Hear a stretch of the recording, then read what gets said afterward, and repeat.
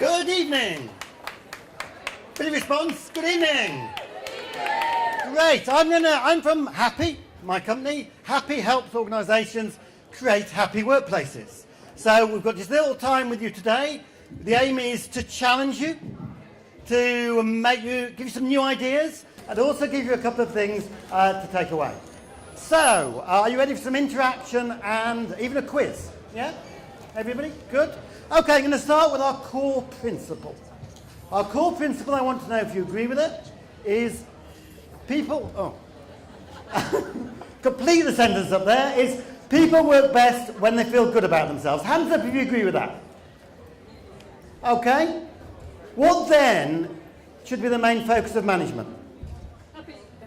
Happy employees, making people feel good. Okay, here's a quick test. Hands up if you work for a company where the main focus of management is making the staff feel good.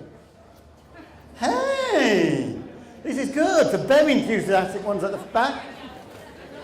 I normally get about 1 in 100.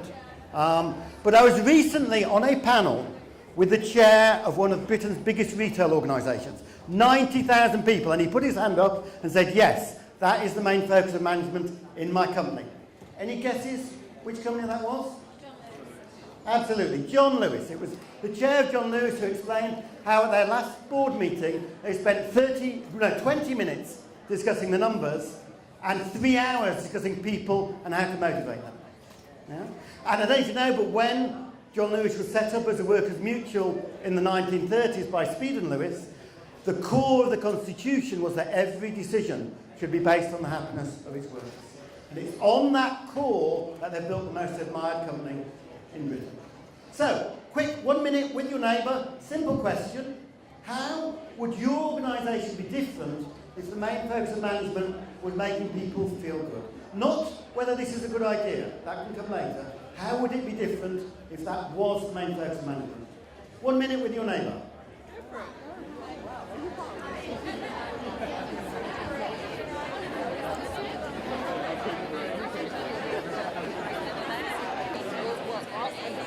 Okay.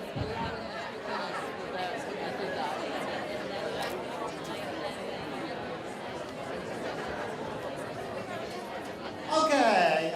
Hands up if you thought it would be a better place to work. Hands up if you thought it would be more productive. Come on, take part. Hands up if you thought it would be more innovative. Yeah. Hands up if you're going to go and make sure it happens. Okay, this makes absolute sense. I'll back it up for you with a piece of research that was done by Alex Edmonds at Wharton Business School. He wanted to see if great workplaces are more successful financially. So he looked at the Fortune Best Places to Work over 25 years and compared the workplace in there with the standard stock market. What he found was that if you'd had a standard pension fund and you'd invested in the stock market, at the end of 25 years, it would have been worth £100,000. If you'd invested in the best workplaces, it would have been worth £231,000. So investing in creating a company that is a great workplace makes hard financial sense. Yeah? Just in case then you want to persuade your finance manager. Same is true, any of you from the public sector here? Anybody at all? Yeah, okay. They did research in hospitals, between hospitals where staff were happy and engaged and where they were disengaged. For every 96 people that die in a hospital where staff are engaged, 103 die where staff are disengaged. So happy workplaces save lives. Yeah? Okay, let me ask you another question. I want you to cast your mind back over your careers and think about the particular times when you worked absolutely at your best, when you're really proud of the results you produced. Okay? Might be a particular project, particular company. So have you got one in mind? Yeah? Not if you've got one in mind. Yes? Okay? I'm going to ask you some questions. Hands up if it was a time when you were particularly well paid. Anyone? No one. Two. 1, 2.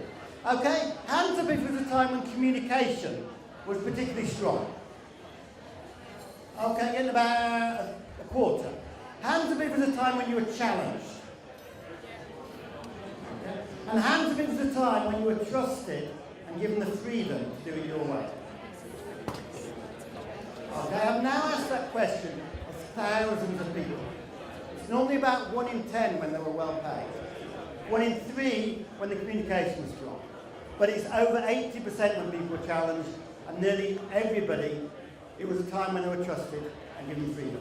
People work best and are happiest when they're trusted and given freedom to do it their way. Yeah? Would you agree? Okay, would you like a little technique to do that? How many of you are managers? Yeah? So is it something you do quite often that you set somebody to solve a problem or come up with a new idea or just some new plan and bring it back for approval? Is that familiar? Okay, the concept is simple. It's pre-approval. The idea is you miss out the last step, the approval. You approve the solution before the person has thought of it. Does that make sense? Shall I explain it? Okay, let me explain it. We're a training business. One of our trainers sent me an email saying, I love the 3 things you've changed. That's going to make my life easier to help the customer.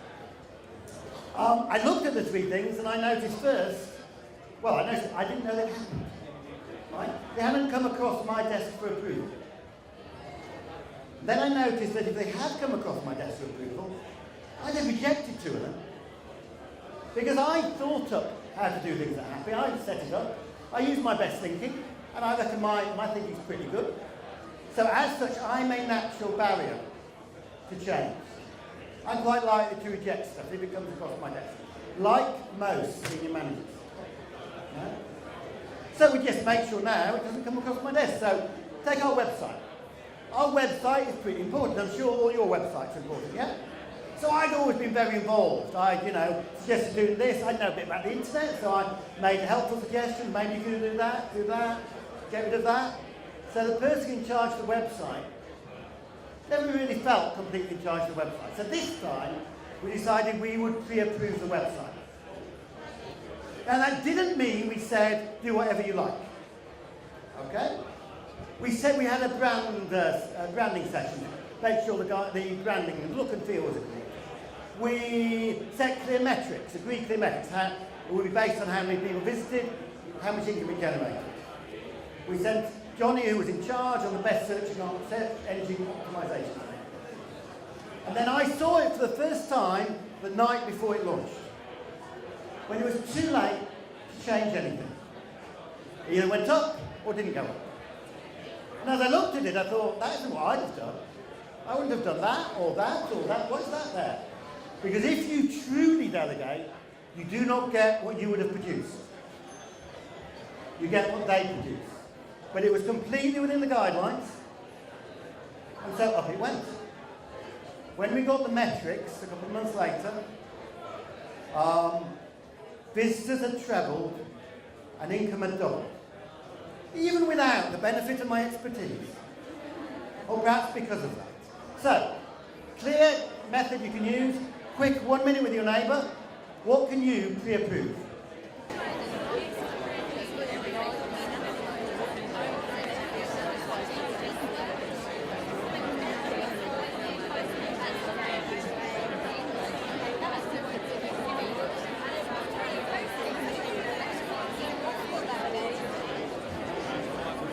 Okay.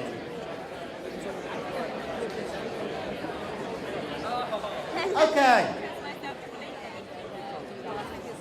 2 quick questions. How many people already pre-approved?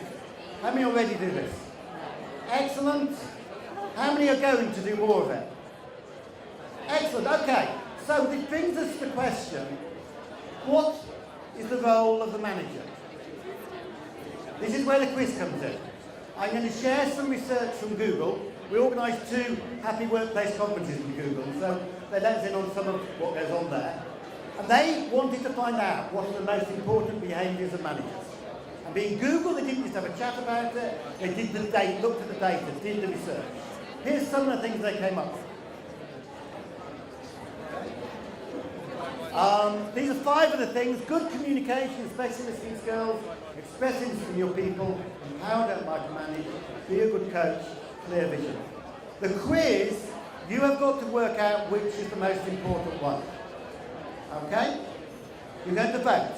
I'm going to run down the list and you're going to vote. Okay? So, ready to put your hand up? All those who think it's good communication, hands up. The most important behaviour of manager. No, only 3, 4. All those who think it's express interest in your people. Okay?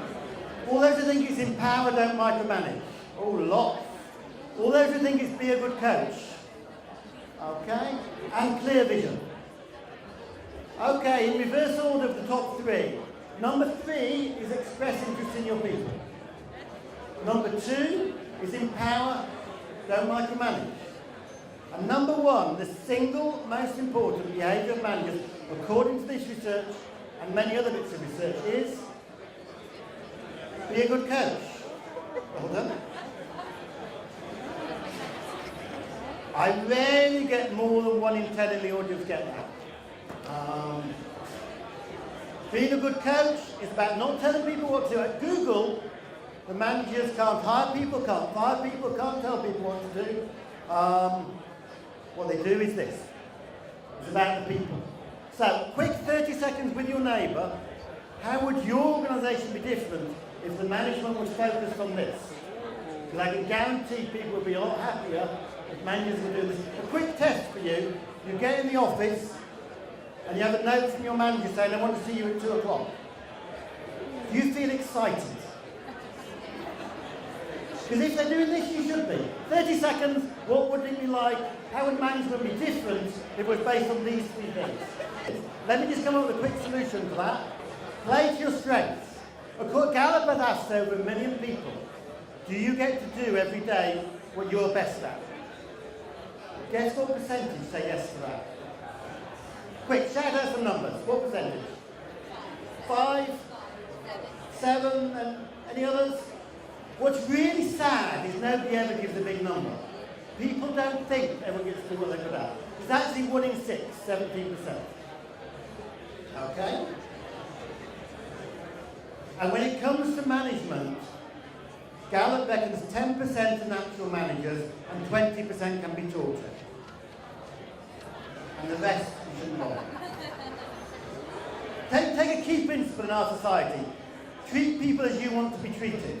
Is that a good basis for management? Anyone? Who think anything not?